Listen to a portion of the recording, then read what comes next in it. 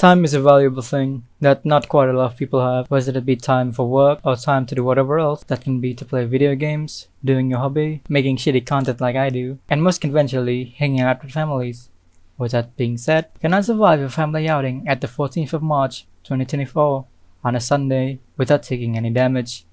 You're rightfully confused as to why I'm uploading this video instead of the Devil Survival Nuzlocke. Well, that's because I haven't finished editing it yet.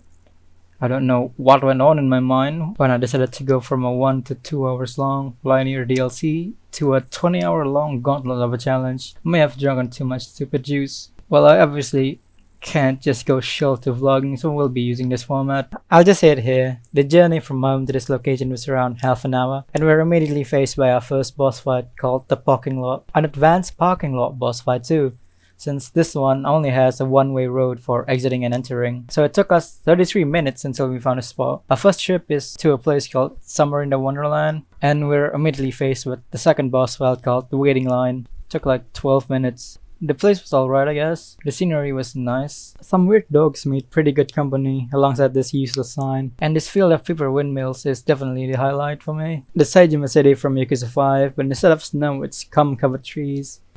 There's also 3 optional bosses here. The slide, this bumper cart place, and a slow train ride across the Wonderland.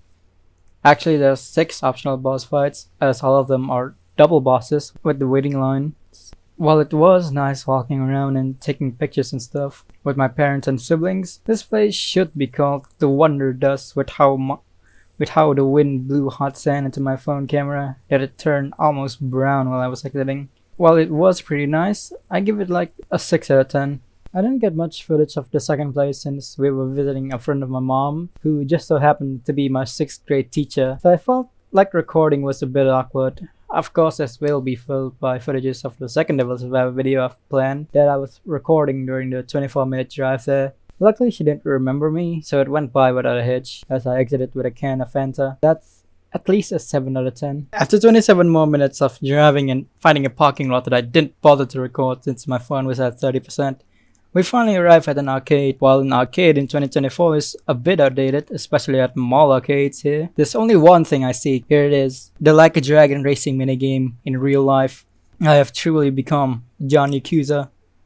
Unfortunately, I didn't have enough balls to ask either of my sibling or a random arcade goer to hold the camera as I record myself doing the minigame animation. But it was really fun, especially with the seat movement giving feedback whether I crash or slow down after speeding. This is a 10 out of 10. My phone died during the last planned trip, but it was just visiting another friend of my mom. But it was better than the first one as I grabbed these things. I have zero idea what these are called, but if you like these, you're wholly based as they are one of the tastiest things I've ever eaten. Honestly, these candies, I guess, carried the entire trip there, so it's a 9 out of 10. And that's the entire video. If you somehow like it, press the like button, but if you dislike it, then go ahead and press the dislike button because I honestly understand. Subscribe if you want to, and bye.